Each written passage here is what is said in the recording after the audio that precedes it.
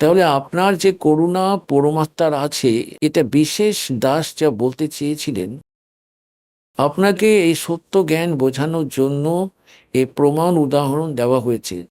আপনারা পূর্ণকর্মীর প্রাণী, পূর্বজন্মের মানুষ ছিলেন, আপনাদের ভেতর ভক্তি বিশ্বাস বিদ্যমান ছিল, আপনারা তা শীঘ্রই গ্রহণ করে নিয়েছেন।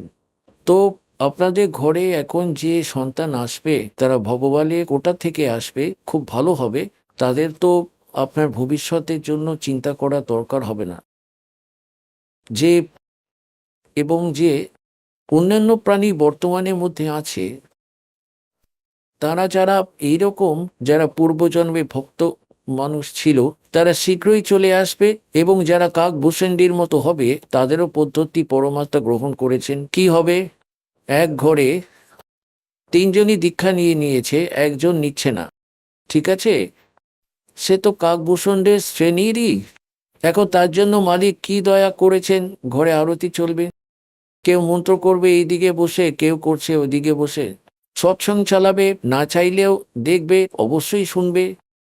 বসে এমন নেবে, বসে তো পড়ে তোমাকে নাম নিতে হবে না, বসে শুনবে। তো কখনো কখন তাদের কাকভূষণদের মতো ইচ্ছে জাগবে, আর তাদের পাপও নরম হবে।